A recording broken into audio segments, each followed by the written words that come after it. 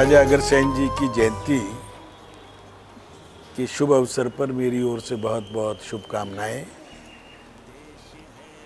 द्वापर युग में जो महापुरुष हुए हों और उनकी आज भी मान्यता हो, ऐसे बहुत कम लोग हैं और महाराजा अग्रसेन जी उनमें से एक हैं, जो महाभारत युद्ध में भी जिन्होंने हिस्सा लिया था पांडवों की तरफ से, और एक बहुत अच्छी शासन व्यवस्था उन्होंने अग्रोहा, जो यहाँ से 200 किलोमीटर दिल्ली से है, और जो आज का पंजाब, हरियाणा, उत्तर प्रदेश, राजस्थान इत्यादि हैं, उस समय का वो भूभाग उनके गणराज्य में था।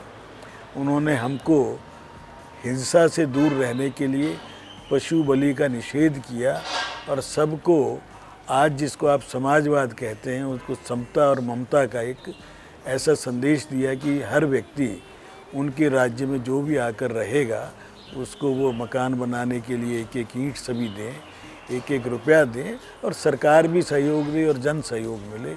ऐसी व्यवस्था के कारण इतना सुदृढ़ साम्राज्य बना, और मैं समझता हूँ इसीलिए हम उनको मानने वाले जनसंख्या में पूरे देश में बेशक 3-4-5% ही हों, परंतु उनके कारण देश की आर्थिक व्यवस्था, शासन व्यवस्था, शिक्षा व्यवस्था, स्वास्थ्य व्यवस्था और सभी तीर्थ और सभी धार्मिक जो काम आज देश में हो पा रहे हैं, उन सब का अधिकांश श्रेय महाराजा अग्रसेन जी के वंशजों को जाता है। मैं उन सब से अनुरोध करूंगा कि वो सादा जीवन, उच्च विचार पर चलते हुए माँ लक्ष्मी की कृपा को बनाए रखने के लिए शराब से, मांसाहार से, जुए इत्यादि से बचें और संस्कार युक्त जीवन जिएं। यही उनके प्रति सच्चे श्रद्धांजलि होगी। जय महाराजा अग्रसेन जी।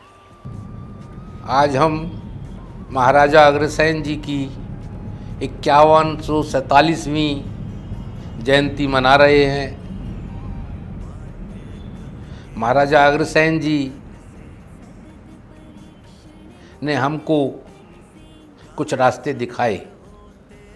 उन्होंने संगठन का रास्ता दिखाया, उन्होंने समरसता का मार्ग दिखाया कि कोई भेदभाव किसी के अंदर नहीं होना चाहिए,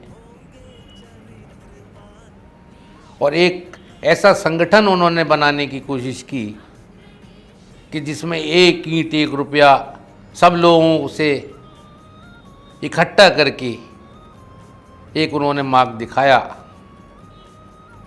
उन्होंने तमाम लोगों के हित के लिए, भलाई के लिए धर्मशालाएं बनवाईं, कुएं खुदवाए, हॉस्पिटल्स बनवाए, एजुकेशन देने का काम किया, और माँ लक्ष्मी की उनके ऊपर असीम कृपा रही। माँ लक्ष्मी भी वहीं ज़्यादा निवास करती हैं जहाँ पर एक आदर्श होते हैं। जिन व्यक्तियों में आदर्श होते हैं वहाँ माँ लक्ष्मी की असीम कृपा ज़्यादा होती है, और जहाँ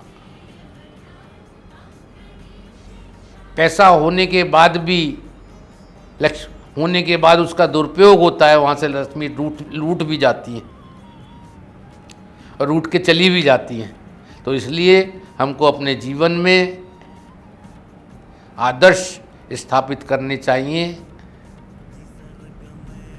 यही मेरी आप सब छात्र छात्राओं से निवेदन है।